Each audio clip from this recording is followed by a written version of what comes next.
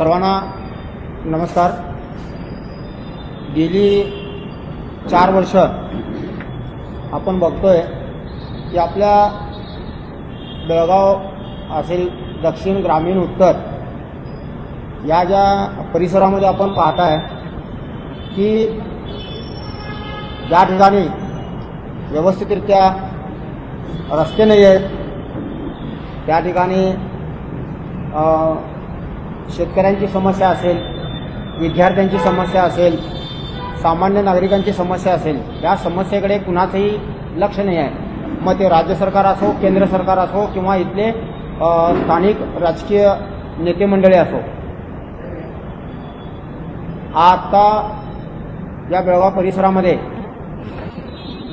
इतकी रस्त्यांची दुर्दशा इतकी झालेली आहे की रोज एकाना एकाचा तरी त्या ठिकाणी ॲक्सिडेंट होतं, त्या ठिकाणी कोणी त्या ठिकाणी वारले जातात, मोठं नुकसान कुठल्या एका कुटुंबाचं रोज होत आहे आणि ह्याच्याकडे कुणाचंही लक्ष नाही आहे। आता या नजीकच्या काळामध्ये जर आपण पाहिलं असता, बेळगाव शहरामध्ये प्रत्येक रस्त्यावरती खड्ड्याशिवाय नावच नाही आहे आणि याच्याकडे कुणाचंही लक्ष नाही आहे। मग ते प्रशासन असो किंवा स्थानिक नेते मंडळी असो, आणि हे काम होत असताना ह्याच्यामध्ये भरपूर असा भ्रष्टाचार झालेला निदर्शनाला येतो। कारण आपल्या डोळ्यासमोर जे उड्डाणपूल आहे, उद्यमबागचं उड्डाणपूल आहे, त्या उड्डाणपुलावरती गेल्या वर्षी तिथले राजकीय नेते मंडळी, तो कॉन्ट्रॅक्टर इतकी मोठी त्या ठिकाणी पेपरबाजी केली, मीडियाबाजी केली, जणू काय ह्यांनी चंद्रावरच रस्ता केला असं त्या ठिकाणी दाखविण्यात आलं। माझं असं म्हणणं आहे सरकारकडे, तसले जे कॉन्ट्रॅक्टर आहेत त्या कॉन्ट्रॅक्टरांना जाब विचारून त्यांना काळ्या यादीमध्ये त्यांना घातलं पाहिजे। कारण त्या कॉन्ट्रॅक्टरांच्यामुळेच आज जनतेचं नुकसान होतं। त्या ठिकाणी सांगण्यात आलं की हा आम्ही केलेला रस्ता हा 4 वर्ष बाद होणार नाही, परंतु 6 महिने झाले। तुम्ही तुमच्या माध्यमातून जनतेला आवाहन करतो की त्या कॉन्ट्रॅक्टरनं त्या ठिकाणी सांगितलेलं आहे की तारीख तुम्ही काढून बघा, अवघे 4 महिने पण झालेले नाही आहेत आणि आज तो रस्ता खराब झालेला आहे। त्या ठिकाणी उद्यमबाग रोडला तिथं बोर्ड लावला जातो की माझ्या फंडातून 10 कोटी रुपये खर्च करून हा रस्ता केला। मला प्रश्न पडतो एका गोष्टीचा की आपण बेळगावकर, बेळगावमधली जनता, आपण टॅक्स भरतो की नाही भरतो? फंड म्हणजे काय? ह्यांनी काय आपलं घरदार विकून आपल्या घरातील पैसे आणून ह्यांनी डेव्हलपमेंट करताय काय? 2 दिवसापूर्वी एक घटना घडली। आपल्या शास्त्रीनगरमधील भागातील तिथले काही नागरिक गेले कित्येक दिवस आंदोलन करत होते। त्यांनी डीसीना निवेदन देखील दिलेलं आहे। मग त्याच्यात गणेश गड्डीकर असेल, विकास कलगडगे असतील आणि तिथले आपले जे कपिल भोसले असतील आणि इतर तिथं त्या ठिकाणी नागरिकांनी आंदोलन केलं, डीसीना भेटले आणि डीसीना भेटल्यानंतर डीसीने त्या ठिकाणी रस्त्याच्या कामाला प्रारंभ केला। तर तिथं कुणीतरी सांगतं म्हणून तिथले नगरसेवक येऊन तिथं हे आपल्या माध्यमातून होतं, हे श्रेय घेण्याचं काम आज बेळगाव परिसरामध्ये होत आहे। मला बेळगावकरांना माझी एक विनंती आहे, आज आपण या ठिकाणी राहतोय, आपण रोड टॅक्स भरतो, पाण्याचा टॅक्स भरतो, घराचा टॅक्स भरतो, हा प्रत्येकाचा अधिकार आहे त्या ठिकाणी हे विचारण्याचा। LNT सारख्या त्या कंपनीला कॉन्ट्रॅक्ट दिलं गेलं आणि त्या LNT कंपनीनं प्रत्येक गल्लीमध्ये आज खड्ड्यांचं साम्राज्य करून ठेवलेलं आहे। LNT कंपनीच्या अधिकाऱ्यांना मी विचारलो की तुम्ही ज्यावेळेला कॉन्ट्रॅक्ट जे घेतला, ज्यावेळेला टेंडर घेतला, डीसीना पण विचारलो परवा, त्या लोकांनी जे टेंडर घेतले त्या टेंडरमध्ये काढलेले खड्डे आहे तसे मुजवायचं तुमच्यामध्ये तरतूद आहे की नाही हे विचारलं असता डीसी सरांनी सांगितलं की ती आहे। तुमच्या माध्यमातून मी सांगू इच्छितो, 2 दिवसापूर्वी मला हिंदवाडीतून फोन आला की तिथं कनेक्शन घेण्यासाठी, खोदकामासाठी त्या ठिकाणी पैसे मागतायत। LNTचे जे कोणी कार्मिक असतील त्यांची विचारपूस केली असता LNTचे अधिकारी आम्हाला सांगतात की कोणतेही पैसे त्या ठिकाणी कटिंग चार्ज द्यायचं नाही आहे आणि कनेक्शन चार्ज पण द्यायचं नाही आहे। मग हे कोण करतंय?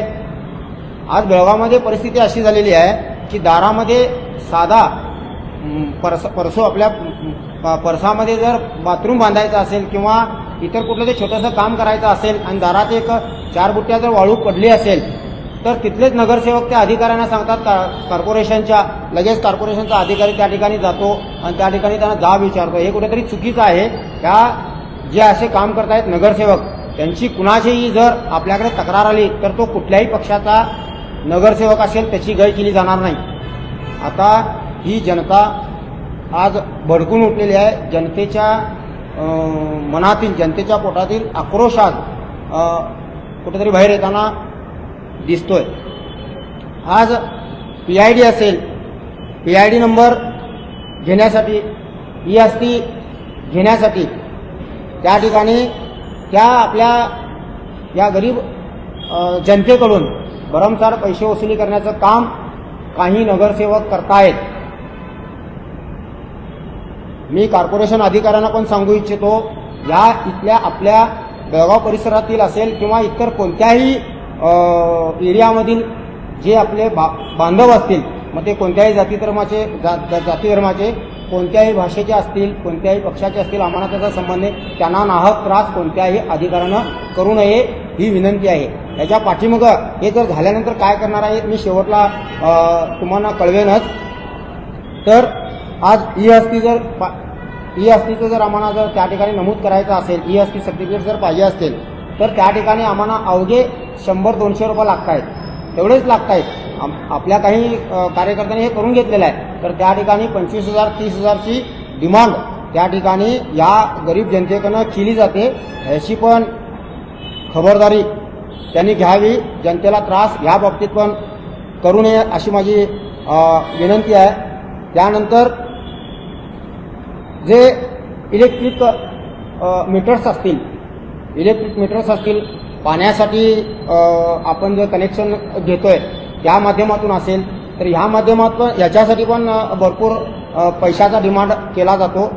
असं वाटतं की आता सध्या आम्ही बेळगावमध्ये भरपूर भ्रष्टाचार वाढलेला आहे, भ्रष्टाचार चालू आहे आणि जे नगरसेवक म्हणून जे आपल्या सेवेचं काम करतायत, सेवा करायचं काम करायचं त्यांचं काम आहे, तर तेच कुठेतरी आज काही नगरसेवक आपल्या या जनतेचे भक्षक झालेलं असं दिसतं. आज आपण एवढे दिवस पाहतोय आपल्या परिसरामध्ये महिलांसाठी सार्वजनिक शौचालय कुठंही नाही आहे. 2-4 दिवसापूर्वी आपली मंगाई मंदिर देवीची यात्रा झाली. त्या ठिकाणी एवढे बाहेरून लोक आले होते, त्या ठिकाणी एक देखील मोबाईल टॉयलेटची व्यवस्था केली नव्हती. मग आपल्या माता भगिनींनी त्या ठिकाणी असं उघड्यावरती जावं का? ही कुठेतरी दुःखाची गोष्ट आहे. आज आपण पाहतोय की गेली कित्येक वर्ष खासबागमध्ये विनाकारण 100 वर्षाची झाडं, त्या ठिकाणी 100 वर्षाची झाडं तोडून त्या ठिकाणी मार्केट उभा केलं गेलं, परंतु ते मार्केट आज तसंच बंद पडलेलं आहे. त्या ठिकाणी तिथं त्या मार्केटच्या माध्यमातून आज त्या ठिकाणी गर्दी देखील होते. तिथं देखील आपल्या महिलांसाठी शौचालय नाही आहे. हे पण आपण कॉर्पोरेशनकडे मागणी करतोय. आज तुम्ही पाहताय की गेली कित्येक वर्ष करोडो रुपये खर्च करून आज साई मंदिर ठिकाणी मोठं अपार्टमेंट उभा करण्यात आलं, त्या ठिकाणी दुकानं घालण्यात आली, परंतु ती दुकानं देखील वाटप झालेली नाही आहेत. आता आपण पाहतोय इलेक्शनच्या हे सर्व बंद ठेवण्याचं कारण काय असेल की येणाऱ्या काळामध्ये 6 महिन्यामध्ये इलेक्शन आलं तर त्या 6 महिन्यामध्ये हे सर्व करणार आहात काय?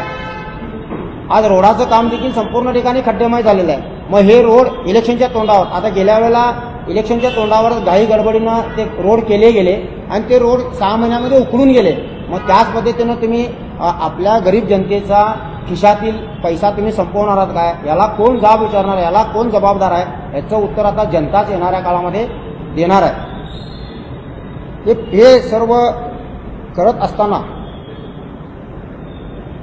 एकंदरीत जे स्मार्ट सिटीच्या माध्यमातून जी कामं झालेली आहेत, आज बेळगाव शहराला स्मार्ट सिटी हे एक नावलौकिक किंवा एक त्यांना पदवी मिळाली.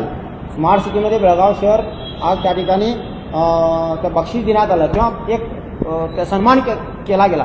खरोखर बेळगाव शहर हे स्मार्ट सिटीसाठी आज जे आपलं जे स्मार्ट बेळगाव आहे हे खरोखर झालेलं आहे का, हे आपण सर्वजण विचार केला पाहिजे. तुमच्या माध्यमातून माझी एक विनंती आहे जनतेला की खरोखरच आपलं बेळगाव हे स्मार्ट झालंय का. स्मार्ट सिटीच्या नावाखाली काही राजकीय लोकांनी 40% 60% कमिशनच्या माध्यमातून आज बेळगावला भकास करून टाकलेला आहे. आज बेळगावला कोणी उरलेलं नाही आहे की जाब विचारणारा, आणि जाब विचारत असताना मग त्यांना प्रॉब्लेम करण्याचा घाट काही राजकीय लोक करतायत. परंतु हा रमाकांत कोणत्याही राजकीय व्यक्तीला घाबरणाऱ्यातला नाही आहे. आम्हाला डॉक्टर बाबासाहेब आंबेडकरांनी आम्हाला संविधानाच्या माध्यमातून अधिकार दिलेला आहे. त्या अधिकाराच्या माध्यमातून आपण हे सर्व करतोय. तर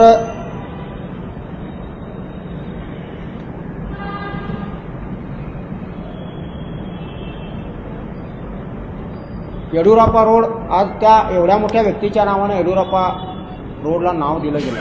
त्या ठिकाणी किमान बेळगाव शहरातील 200 गणपती त्या ठिकाणी सार्वजनिक येणार आहेत. 200 गणपती सार्वजनिक गणपतीच्या मूर्त्या त्या ठिकाणून येणार आहेत.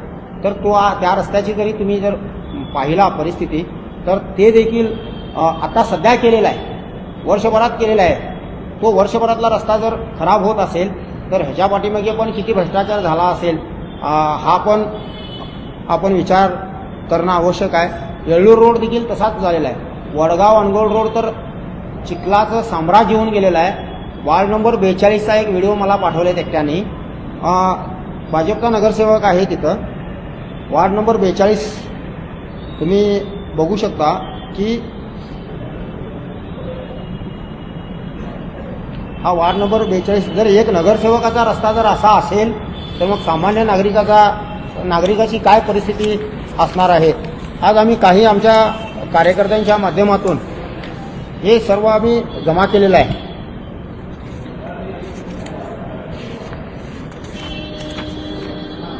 विठ्ठलदेव गल्ली शापूरच्या रस्त्याची परिस्थिती अशी झालेली आहे. हट्टीओळ गल्ली,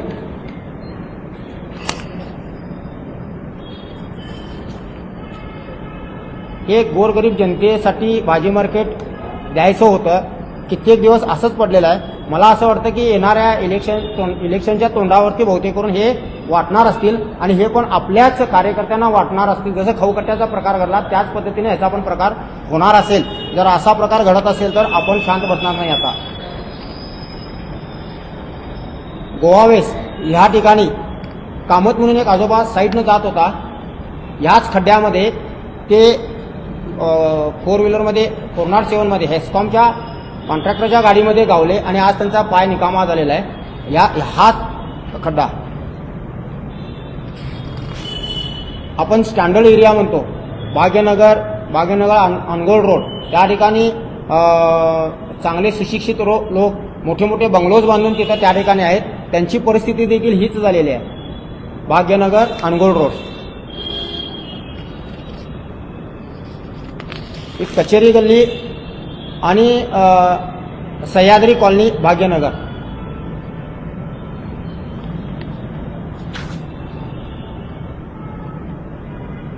चिदंबरम नगर अनगोल रोड,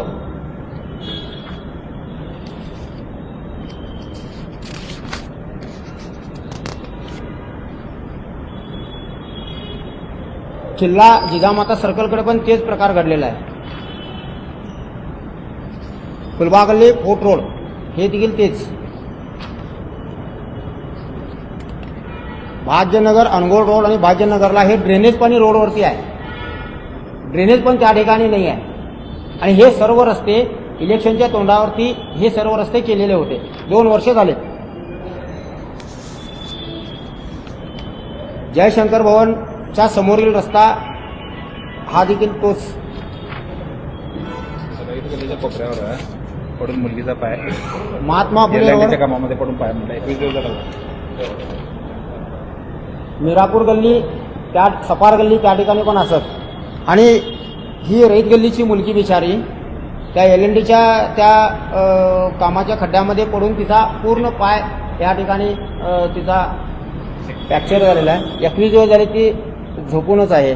आज ही परिस्थिती ह्या बेळगाव उत्तर असेल, दक्षिण असेल, ग्रामीण असेल ह्या ठिकाणी झालेली आहे. तर ही इत्थंभूत माहिती तुमच्यासमोर मी आणि तुमच्या माध्यमातून जनतेला दिलोय. जनतेला माझी एक विनंती आहे, तुम्हाला सरकारी कामामध्ये मग EST असेल, PID नंबर असेल किंवा आणि कोणतंही परमिशन्स असेल, ह्यासाठी कोणीही तुमच्याकडे पैशाचा डिमांड करत असेल तर आमच्याशी संपर्क साधावा, आपण त्यांना सहकार्य करू.